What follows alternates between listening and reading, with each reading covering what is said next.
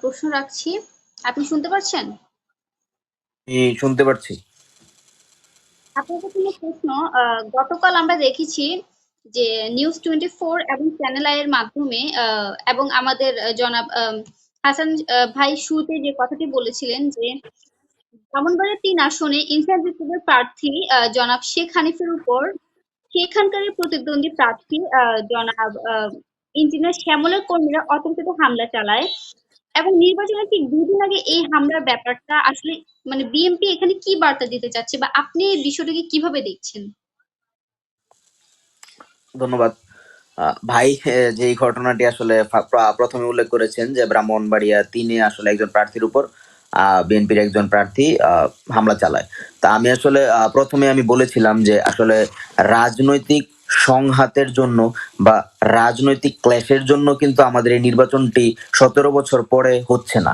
বা ১৭ বছর পরে আমরা যে আমাদের গণতান্ত্রিক অধিকার প্রতিষ্ঠা করতে পারছি বা আমরা যে নিজে ভোট কেন্দ্রে গিয়ে নিজের ভোট নিজে দেওয়ার মতো পরিবেশ তৈরি হয়েছে, এই পরিবেশ আসলে কাউকে মারার জন্য বা কাউকে হ্যাসেল করার জন্য এই পরিবেশটি তৈরি হয়নি।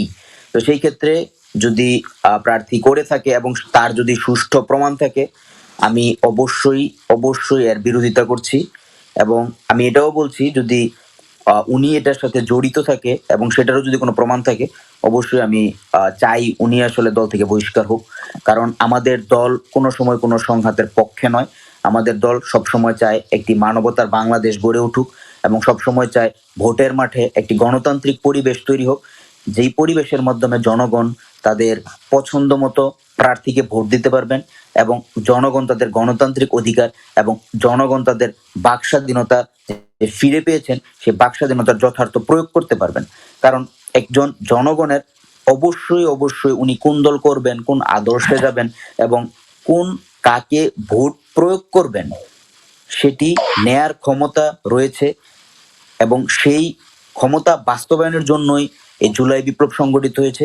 সেই ক্ষমতা বাস্তবায়নের জন্যই ফ্যাসিস্ট সরকার ইন্ডিয়া চলে গিয়েছেন এবং সেই ক্ষমতা বাস্তবায়নের জন্য এবং ভাই যে বলেছেন মানবতার ধর্ম প্রতিস্থাপনের জন্যই ধর্ম, বর্ণ, মত নির্বিশেষে প্রত্যেক শ্রেণী পেশার মানুষ এই আন্দোলন করেছেন।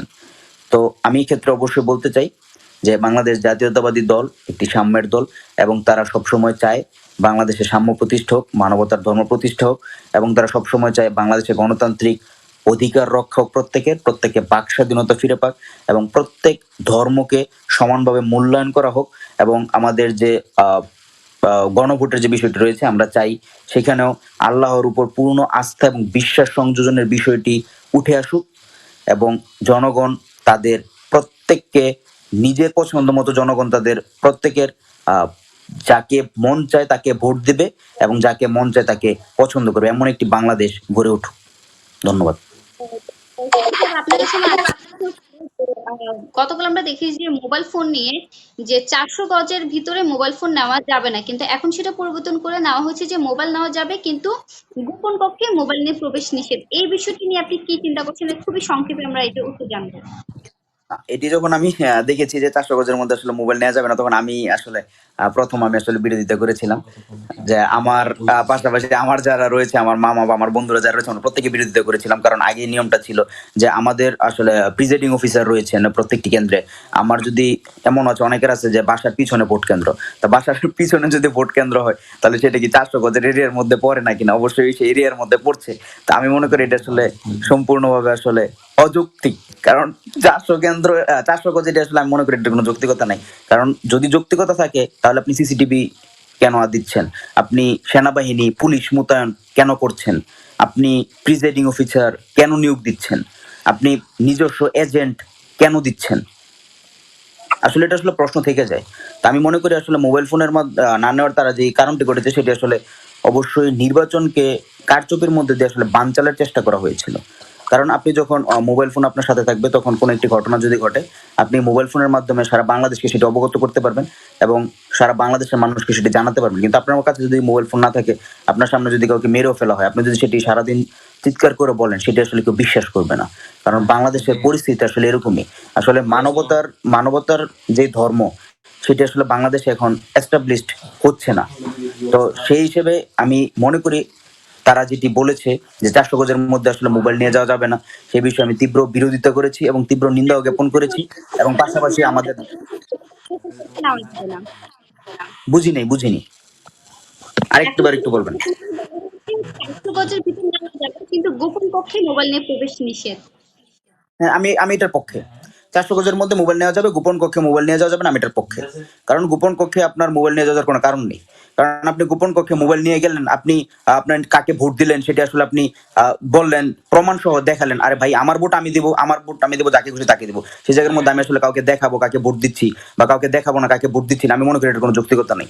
৪০০ গজের মধ্যে মোবাইল যদি নিয়ে না যায় সেটার বিরোধিতা করেছি, কিন্তু ৪০০ গজের ভিতরে মোবাইল নিয়ে যাওয়া যাবে, কিন্তু গোপন কক্ষে মোবাইল নিয়ে যাওয়া যাবে না, আমি এটার পক্ষে। আপনার কাছে খুবই সংক্ষেপে আমরা উত্তরটা নিব।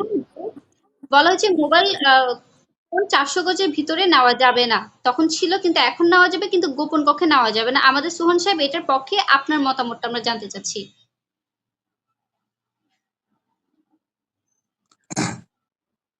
আমার কাছ থেকে? জি জি, আপনার কাছে। জি, জি, খুব গুরুত্বপূর্ণ কথা বলেছেন। আসলে প্রত্যেক মানুষ তার নির্বাচনী যে কার্যক্রম, নির্বাচনী ভোট দেওয়ার যে স্বাধীনতা, সেখানে তার অংশগ্রহণের রাষ্ট্রের নাগরিক হিসাবে তার সেটা অধিকার। তো সেই অধিকারের ক্ষেত্রে এই যে প্রথম যে ঘোষণাটা তারা দিয়েছিল, এটা মূলত রাষ্ট্রীয় এই নির্বাচনকে ইঞ্জিনিয়ারিং করার জন্য। বিগত স্বৈর সরকার যেভাবে নির্বাচনকে এক গোষ্ঠীকেন্দ্রিক ইঞ্জিনিয়ারিং করেছে, যে মানে তারা নির্বাচন কারচুপি করেছে, আমাদের নিজেদের চোখের সামনে করেছে, আমরা বিভিন্ন ভিডিও করেছি, ভিডিও করতে পারেনি। ওরা প্রাথমিকভাবে চেয়েছিল এই জিনিসটা করার জন্য, কিন্তু বিভিন্ন ধর্মের নামে অধর্ম উগ্রবাদী যে গোষ্ঠী আছে, রাজনৈতিক দলগুলো আছে, মৌদুদিবাদ থেকে শুরু করে তারা অন্যান্য নামে জাতীয়তাবাদের যে রাজনৈতিক দলগুলো আছে বিএনপি, তারা সবাই এই জিনিসটাই চাইছিল, হয়তো বা কোনো করে থেকে। কিন্তু যারা মানবিক ভাই, বারবার মানবতার কথা বলতেছেন, ধর্মের কথা বলতেছেন, মানবিক দিক থেকে ওনার সাথে আমার বিন্দুমাত্র শত্রুতা নাই, বরং আপনত্ব আছে, ভালোবাসা আছে। কেন আছে? কারণ আমাদের ইনসানিয়তের ভিত্তিটা হচ্ছে চাই না দ্বন্দ্ব সংঘাত, চাই শুধু ইনসানিয়াত। আমাদের ইসলামী বিদ্রোহের স্লোগান হচ্ছে জীবন দয়াময় স্রষ্টার দান, মানবতার রাষ্ট্র প্রাণাধিক রাসূলের দান। আমাদের ইসলামী বিদ্রোহের স্লোগান হচ্ছে সব মানুষ ভাই ভাই, মানবতার দুনিয়া চাই, নিরাপদ জীবন চাই, মানবতার রাষ্ট্র চাই। আমাদের স্লোগান হচ্ছে ইনসানিয়তের জ্ঞান আর ভালোবাসার আন্দোলন, জ্ঞান আর ভালোবাসার সংগ্রাম। ইনসানিয়ত বিপ্লব হচ্ছে আর নয় সংকীর্ণতা, রুদ্ধতা, সবাই বলো মানবতা মানবতা। ইনসানিয়তের রাজনীতি সব মানুষের জীবন নীতি।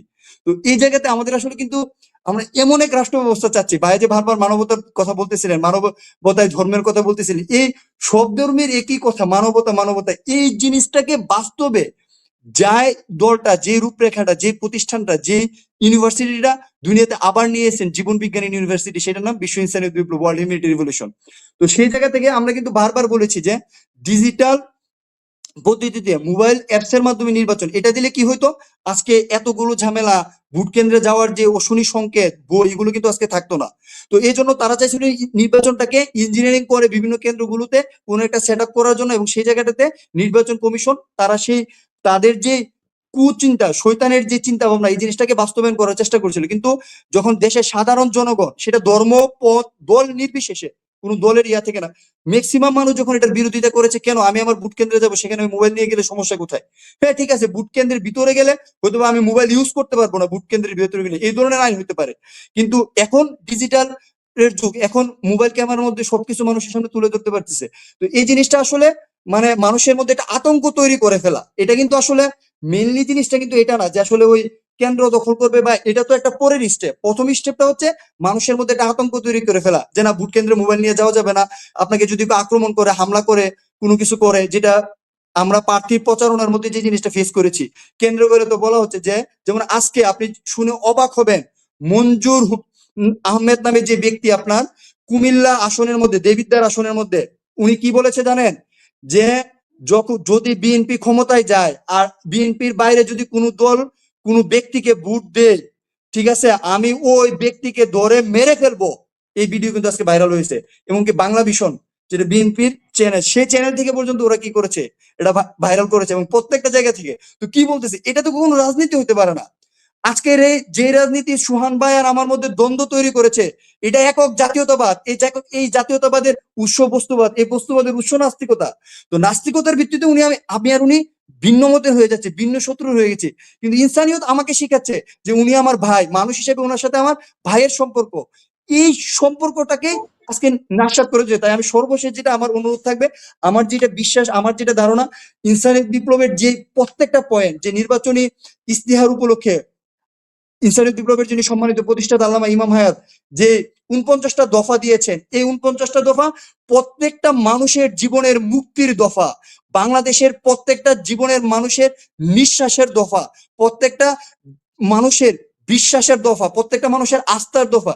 মানুষের কাছে যখন এই সত্যটা তুলে ধরবে, ইনসানিয়ত বিপ্লবের ভোটিং সিস্টেম থেকে শুরু করে, নির্বাচনী সিস্টেম থেকে শুরু করে, এই জিনিসটা যখন বাংলাদেশের মানুষ জানতে পারবে, আমি বিশ্বাস করি কোনো মানুষ এই জাতীয়তাবাদী রাজনীতি অথবা ধর্মের নামে অধর্ম উগ্রবাদী রাজনীতি করবে না। উনি নিজের স্বার্থে, নিজেকে রক্ষার্থে, নিজের জীবনকে রক্ষার্থে, নিজের ধর্ম রক্ষার্থে, নিজের রাষ্ট্রকে রক্ষার্থে প্রত্যেক মানুষ ইনসানিয়ত বিপ্লবে যুক্ত হবে, যুক্ত হয়ে বাংলাদেশকে বিজয়ী করবে। জয় বাংলাদেশ, জয় বিশ্ব মানবতা। ধন্যবাদ। আসসালামু আলাইকুম। ধন্যবাদ। আমি চলে এসেছি একদম শেষ প্রশ্ন নিয়ে জনাব চৌহান সাহেবের কাছে। আমার শেষ প্রশ্ন যে ভোটের আগে খুবই গুরুত্বপূর্ণ একটি বিষয় আমরা দেখতে পাচ্ছি যে হ্যাঁ ভোট এবং না ভোট। আমার প্রশ্ন আপনার কাছে, হ্যাঁ ভোট জয়ী হলে মানে জয়ী হওয়া উচিত নাকি না ভোট জয়ী হওয়া উচিত, এবং জনগণের জন্য আসলে কোনটি জয়ী হলে মানে গুরুত্বপূর্ণ বা আমাদের প্রথমে বলতে চাই আমাদের দলের চেয়ারপারসন জনাব তারেক রহমান উনি ইতোমধ্যে আসলে জিনিসটি বা বিষয়টি ক্লিয়ার করে দিয়েছেন। বাংলাদেশ জাতীয়তাবাদী দল হা ভোটের পক্ষে, উনি সেটি আসলে ইতিমধ্যে ক্লিয়ার করে দিয়েছেন। এখন আমাদের দলের চেয়ারপারসন উনি হা ভোটের পক্ষে এবং হা ভোট সংস্কারের পক্ষে, এবং হা ভোট হলে যদি বাংলাদেশের পরিবর্তন হয়, বাংলাদেশের সংস্কার হয়, তাহলে আমি সহ আমাদের জাতীয়তাবাদী দলের যারা রয়েছেন আমরা প্রত্যেকেই হা ভোটের পক্ষে, এবং সারা বাংলাদেশের প্রত্যেককে হা ভোটের পক্ষে হওয়া উচিত বলে আমি মনে করি। ধন্যবাদ। আমি শেষ প্রশ্ন করছি জনাব হাসান মাহমুদ সাহেবের কাছে, একই প্রশ্ন যে আপনি হ্যাঁ ভোট নাকি না ভোটের পক্ষে, মানে আপনি এই বিষয়টি নিয়ে কি বলতে চান, আপনার মন্তব্য। জাস্ট আমি যদি ১ মিনিটে বলি আরকি, যে হা ভোটের যে প্রথম যে দফাগুলো আপনি যদি দেখেন, সেখানে বলা হচ্ছে কি যে বাংলাদেশের সব মানুষ তার জাতীয়তা বাংলাদেশী লিখবে। ব্যাপারটা খেয়াল করবেন আরকি, জাতীয়তা বাংলাদেশী লিখবে। এখন আমি যদি ধর্মে বিশ্বাস করি, আমি যদি আল্লাহ তাআলাকে বিশ্বাস করি, আমি যদি স্রষ্টাকে বিশ্বাস করি, আল্লাহ তাআলা প্রদত্ত যে আমার যে জাতীয়তা, মিল্লাতে আবিকুম ইব্রাহিম হুয়া সাম্মাকুমুল মুসলিমিন, আমার জাতীয়তা মুসলিম জাতীয়তা, আমার জাতির পিতা ইব্রাহিম আলাইহিস সালাম। বিসমিল্লাহি ওয়া আলা মিল্লাতি রাসূলিল্লাহ সাল্লাল্লাহু আলাইহি সাল্লাম। কলেমার ঘোষণা অনুসারে আমরা প্রাণাদিক প্রিয় নবী সাল্লাল্লাহু আলাইহি সাল্লাম দেওয়া রাসূলের জাত। আমার কবরে যখন লাশ শোয়ানো হবে, বিসমিল্লাহি ওয়া আলা মিল্লাতি রাসূলিল্লাহ সাল্লাল্লাহু আলাইহি সাল্লাম বলে কিন্তু মিল্লাতে লাশ কিন্তু কবরের মধ্যে রাখা হবে। তো এই জায়গাটা থেকে আমি যে জিনিসটা বলতে চাই, যে আমি যদি বাংলাদেশে বসবাস করি, আমার নাগরিকত্ব বাংলাদেশে হতে পারে। এটার ভিত্তিতে উনি আমার ভাই, মানুষ হিসেবে ওনার সাথে আমার মানবিক সম্পর্ক, সব মানুষ ভাই ভাই, আমি উনি মিলে আমরা একটা মানবতার দুনিয়া চাই, যে রাষ্ট্রটা এক গোষ্ঠীর হবে না, সব মানুষের হবে। তো এই জায়গাতে আমি মনে করি যতই সংস্কার আসুক, যতক্ষণ না পর্যন্ত মানবতার রাষ্ট্রটা কায়েম না হবে, মানবতার রাজনীতি না আসবে, যতক্ষণ না পর্যন্ত মানবিক মানুষ তৈরি না হবে, ততক্ষণ না পর্যন্ত এই খুন জুলুম স্বৈরতা দস্যুতা থেকে এই বাংলাদেশের কখনো মুক্তি আসবে না। ধন্যবাদ। ধন্যবাদ। দুজনে চমৎকার আলোচনা করেছেন, অনেক কিছু জানতে পেরেছি। আমাদের দুই অতিথি জনাব ইঞ্জিনিয়ার হাসান মাসুদ সাহেব এবং জনাব থামাসুল ইসলাম সোহান সাহেবকে। আপনাকে আজ অসংখ্য আমরা ধন্যবাদ। অনেক ধন্যবাদ। আপনাকে ধন্যবাদ, আজ অসংখ্য আমরা ধন্যবাদ। অবাধ জি, নির্বাচন, ভাইয়াকে নতুন অনেক ধন্যবাদ। রাজনীতি, ইনকিলাব মঞ্চের আলোচনার প্রেক্ষাপট, যোগসু নির্বাচন, ছাত্র রাজনীতির ভূমিকা। দেখা যাক শেষ পর্যন্ত সিদ্ধান্ত বাংলাদেশের নাগরিকের। আশা করছি একটি সুষ্ঠু নির্বাচন আমরা পাবো 12 তারিখে। সেই পর্যন্ত নতুন অতিথিকে নিয়ে, নতুন আলোচনা নিয়ে আবার ফিরে আসবো। সেই পর্যন্ত সবাই ভালো থাকবেন। আমাদের অতিথিবৃন্দকে সালাম, সবাইকে সালাম। আমাদের পলিটিক্যাল পালসে লাইভটি দেখার জন্য শেষ পর্যন্ত সকলকে ধন্যবাদ। সেই পর্যন্ত সবাই ভালো থাকবেন, সুস্থ থাকবেন। সবাইকে শুভরাত্রি। সবাইকে ধন্যবাদ। আসসালামু আলাইকুম। সবাইকে ধন্যবাদ। আসসালামু আলাইকুম। সবাই দোয়া রাখবেন।